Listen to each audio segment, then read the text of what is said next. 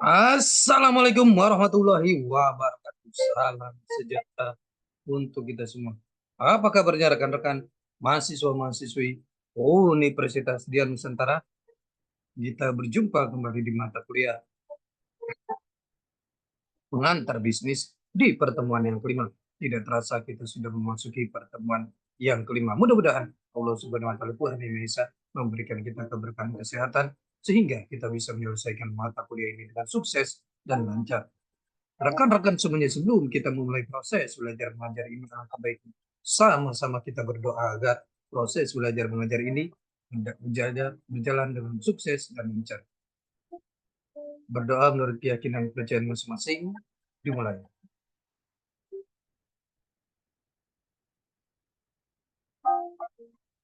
Amin ya rabbal alamin.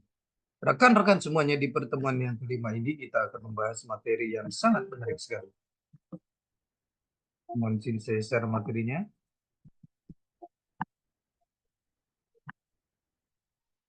Kita akan membahas mengenai kewirausahaan dan UMKM. Ini adalah materi yang sangat menarik sekali. Kewirausahaan dan UMKM. Kewirausahaan dan UMKM, pokok-pokok bahasan. Presentasi wirausaha di beberapa negara. UMKM dan peranannya, keunggulan UMKM. Rasio pengusaha Amerika Serikat 12%,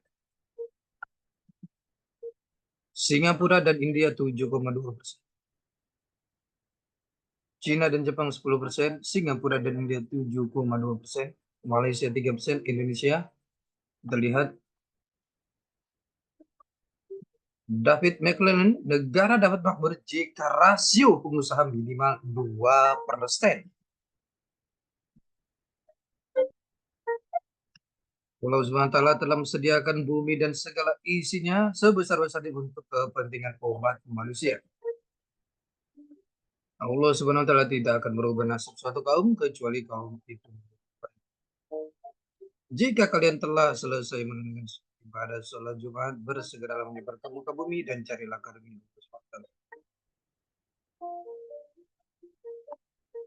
Setiap orang akan mendapatkan sesuai apa yang bisa. Kerusakan di muka bumi dan laut ini karena tangan manusia. Rasulullah juga seorang pebisnis atau wirausaha.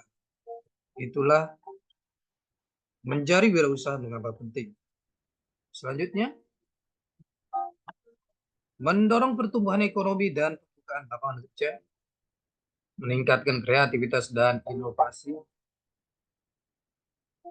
peningkatan kualitas kompetensi, mengurangi ketidakpastian, meningkatkan kesejahteraan masyarakat.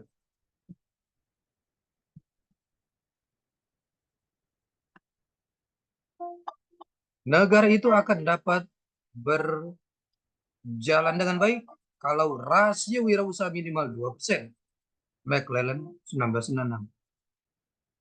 Wirausaha adalah jiwa yang membawa perubahan menuju yang lebih baik. Renal Kasadi 2005. Dengan menjadi wirausaha, kita akan menjadi pelopor kreatif dan inovatif. Dan Islam 2008. Di tangan wirausaha, sampah bisa dirubah menjadi emas. Ciputraan 2011. Sebagian besar produk pendidikan, kita lihat job seeker versus job creator. Jumlah lulusan perguruan tinggi menganggur. Tahun 2011, 737.000 orang. Tahun 2012, 625.000 orang. Jumlah penduduk miskin September 2012, 28,59 juta atau 11,66%. Mengapa kita harus menjual tanah kita? Mengapa bisnis seperti ini? Mengapa bisa seperti ini? Kita lihat, karena kemalasan, kehidupan yang nikmat, dan lain-lain. Kebodohan, ketidaktahuan, dan ketidakjujuran. Nafsu ingin cepat kaya. Anak bangsa ini mau dibawa ke mana? Learn. Pelajar, karyawan, profesional, manajer, pengusaha, pemodal, dan wirausaha. Kewirausahaan dan pendidikan. Pendidikan sudah harus mulai bervisi pada pengembangan generasi muda yang mandiri, mulai dari tingkat dasar sampai dengan perguruan tinggi. Asia Entrepreneurship Forum di Makau 2012, kewirausahaan menjadi salah satu kunci masa depan Asia dan Pasifik. Analisis statistik terhadap 50 negara bagian di Amerika Serikat mengindikasikan bahwa negara bagian dengan persentase wirausaha lebih besar memiliki tingkat penurunan kemiskinan yang lebih besar. Setiap kenaikan 1% wirausaha akan diikuti dengan penurunan kemiskinan 2%. Silvingi dalam Nur Hayati 2013. UMKM dan peranan dalam perekonomian. 99% pelaku ekonomi adalah UMKM. Serapan tenaga kerja 99,9%. Peranan pada PDB semakin meningkat. Pemerataan pendapatan. Keunggulan UMKM. Manajemen lebih sederhana. Bahan baku banyak lokal. Jaringan lebih banyak. Harga lebih terjangkau, lebih unggul dalam kearifan lokal. Kecil itu indah, kecil itu lincah, dan seterusnya. Hindari mitos-mitos dalam usaha kecil. Tradisional dan kampungan. Sifat nerimo pastra paku. Tidak profesional. Kekayaan usaha semraut. Sistem dan prosedur tidak sehat. Pemilik bertindak one man show. Kurang regenerasi. SDM sebagai alat produksi bukan aset. Kata akhirnya adalah just do it now or never. If you dream, go for it. Falsafah kewirausahaan. Istilah kewirausahaan dari bahasa Prancis, entrepreneur, to undertake. Populer dalam bahasa Inggris, entrepreneurship. Maknanya, bentuk aktivitas untuk melakukan pekerjaan yang sulit, kompleks, dan berisiko dengan cepat melakukan aksi atau inisiatif sehingga diperoleh keuntungan atau benefit.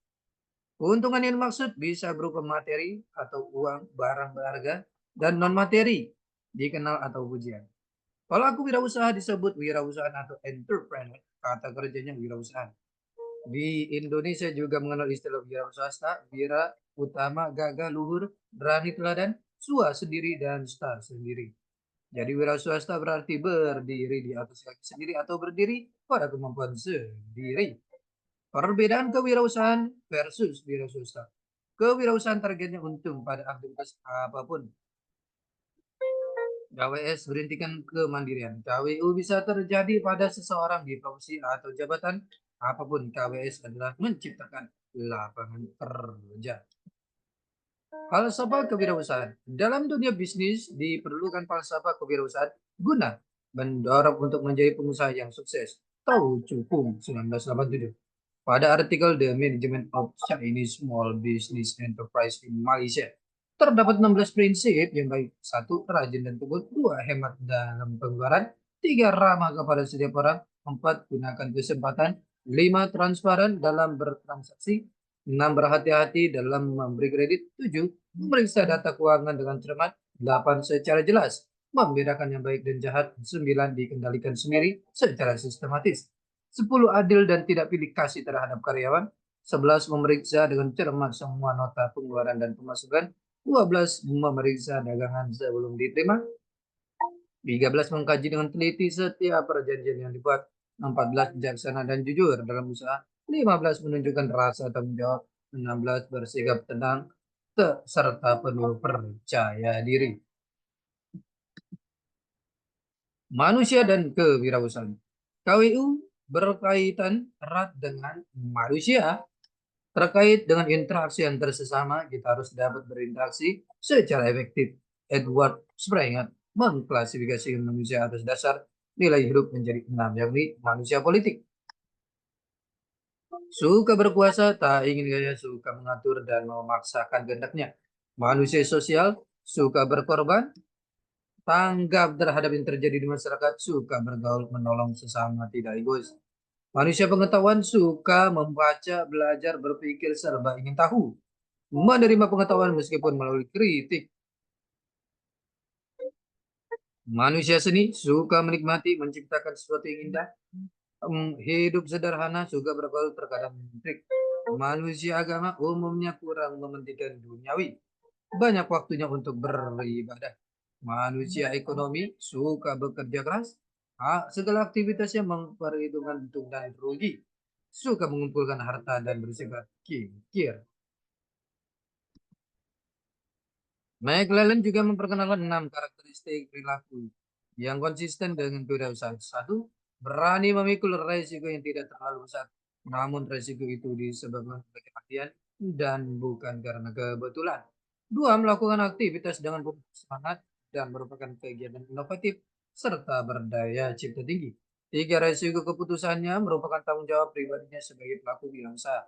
4. Memiliki pengetahuan memadai sebagai dasar pengambilan keputusan dan uang sebagai ukuran atas keberhasilan keputusannya. 5. Menyadari bahwa kewirausahaan sebagai aktivitas yang menaikkan martabat dan kesadaran akan sikap dapat menerima resiko. 6. Percepatan pertumbuhan ekonomi dilakukan dengan mengembangkan sikap dan nilai-nilai baru serta meningkatkan motivasi untuk berprestasi. Rekan-rekan semuanya, ini adalah pertemuan kita yang kelima. Kita akan berjumpa di pertemuan-pertemuan selanjutnya. Tetap semangat belajar untuk mencapai kesuksesan. Salam sehat selalu. Assalamualaikum warahmatullahi wabarakatuh.